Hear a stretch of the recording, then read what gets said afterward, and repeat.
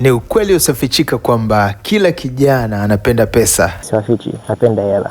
Na kila kijana ambaye anaangalia najua anapenda hela. Na si vijana pekee, kila mtu mwenye uhai naamini anapenda pesa. Lakini swala si kupenda pesa. Swala ni je, unafanya nini ili kuhakikisha kile unachokipenda unakipata? Ungana na Kisarika Nkya ambaye leo anatupitisha kwenye safari yake ya kupenda pesa na nini anafanya ili kuhakikisha anakipata anachokipenda. Sasa nikaanza kufikiria, mimi sina eka 300 na sina hela ya kupata eka 300. Heka ninazo ambazo ninazo ni 15. Sasa tunaanzaje wakati hata hela ya kuservice eka 15 sina? Kwa nini nisianze na moja? Na kitu ambacho kitanirudishia hela yangu haraka. Dunia inapambana na janga la mabadiliko ya tabia nchi, kwa hiyo kilimo kinachozingatia mazingira ndicho ambacho kinapigiwa chapuo kote duniani. Ndio maana nikaanza wazo ya ecosystem. Okay. Na ndio maana nimeanza kuchanganya ufugaji. Ecosystem hiyo kitaalamu yani kama vile kutegemeana. Yani kila kitu shambani vinategemeana.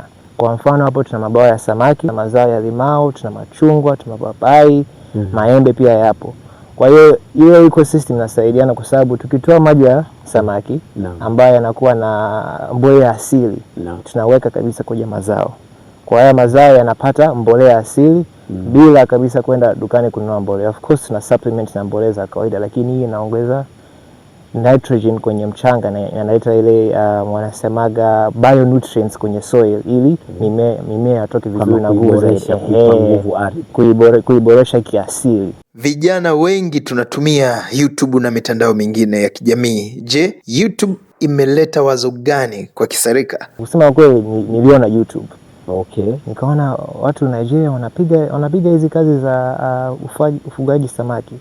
Sasa nikafikiria mbona siwezi kufanya huku na mimi, kwa sababu walivyoeleza ni sio kitu complicated hivyo. Kinafanyika si kama vile unaenda kufanya udalali wa magari, hata hiki kinafanyika. Ukipata utaalamu kujifunza mdogo mdogo na uzuri na internet ipo. Sasa ndo nikajifunza, nikajiunganisha na vijana wengine ambao wanafanya, tukazungumza, tukaelewana, wakanipa haya mafunzo na ndani nikaamua kuanza. Sababu kila kitu ni kuanza, sio kwamba unasubiri mpaka upate hela nyingi ndio uanze. Na utajifunza mengi ukiwa wanaanza, utajua kabisa nafanya hiki kama sina hela ya kufanya hiki nafanya hiki. Baadhi ya waongoza maoni ama kwa lugha ya kigeni opinion leaders kwenye mitandao ya kijamii wanajaribu kuhamasisha kwamba ili kufanya kilimo cha uhakika lazima uwe na eneo kubwa, tofauti kabisa na uhalisia. Umewahi kujiuliza bwawa la samaki zaidi ya 6,000 linaweza kuwa na ukubwa gani? Tujifunze kwa Kisarika kwenye ufugaji wa samaki. Kwa hapa kwenye samaki, hapa kama mtaona kwenye hii bwawa tuna samaki kama 6,500 mpaka 7,000. Kuna wengine wamekufa of course due to mortality, lakini ni kawaida. Hapa kama bwawa yenyewe ina mita 20 kwa 10, kwa ni ya size ya kawaida. Kwenye eneo ndogo unaweza ukaweka. Na ukiangalia kwenye teknolojia ambayo tumetumia hapa, kuna kitu hapa kinaitwa pond liner. Hii nyeusi hapa ni plastiki ambayo inawekwa juu ya eneo uliochimba ili kusaidia na maji yasichafuke, maana huwezi kuweka kwenye udongo hivyo. Na juu yake kabisa utaangalia kuna hii neti. Hii neti inasaidia kwa sababu ndege pia wanapenda samaki. Ndege, kenge. Kwa hiyo inakuwa kama kizuio fulani ili wasio wanakula samaki yako na wanaanza kula kwenye kipato chako. Kwa hiyo ndo miundombinu tuliyotengeneza kwenye samaki. Na huko kama mtaangalia huko nyuma kuna source ya maji tumechimba kisima cha maji. Tumechimba na ndio inatusaidia kuweka maji kwenye bwawa. Na uzuri wa samaki hawa, ukiwa na ecosystem hamna kinachopotea. Hizi maji yakishachafuka, maana sasa hivi mnaona kama ni masafi, lakini kuna muda yanakuwa ya kijani kabisa. Na maana kwamba hiyo inakuwa chafu, kwa hiyo samaki hawezi breathe vizuri. Kwa hiyo ukishamaliza na haya maji tunaenda tutamwaga kwenye mimea yetu pale, mazao ambapo tuna limao, tuna machungwa, tuna maembe, mipapai. Kwa hiyo yani ukiwa na shamba kama hii hamna kinachopotea, kila kitu kinasaidia kingine. Na huko mbele ninapoendelea na hiyo wazo, nataka kuongeza mabwawa ya samaki niwe na supply eneo nzima ya Dar es Salaam. So mimi siko mbali sana na Dar. Kwa hiyo ni issue ya kuongeza mabwawa ili kupata ile scale ya kuwa competitive na wale wenzetu ambao wako ziwani. Kwa hiyo ndo project nzima, na ndoto yangu ni sio kuishia hapa, kuwa mkubwa zaidi na kuwa mmoja wa vijana ambao tumeanza kitu ambacho kinaleta ufanisi kwenye uchumi, kinaleta mzunguko wa hela kwenye uchumi, lakini pia tunatoa ajira kwa vijana wenzetu. Kuna mtu hapa ananisaidia shambani, tukianza kufika kuna watu wanakuja wanatusaidia, na tukiendelea kukua zaidi tutaongeza watu wa kusaidia mabwawa mengine yakue. Kwa hiyo kilimo kina feature fulani ambayo ni nzuri, kwa sababu hata wewe ukianza project yako unaanza kuajiri wengine, lakini pia mnyororo wa thamani ni mkubwa kiasi kwamba vijana tunaweza kujiingiza kwenye eneo tofauti tofauti. Kuna usafirishaji huku, samaki tunapata shida sana ya shavunwa, hamna sehemu ya kuhifadhi, hamna cold rooms, hamna zile pikipiki hata yenye makula ya kusafirisha samaki ili wafika sokoni wawe fresh. Kwa hiyo fursa ziko nyingi, na sio lazima uingie shambani kama mimi.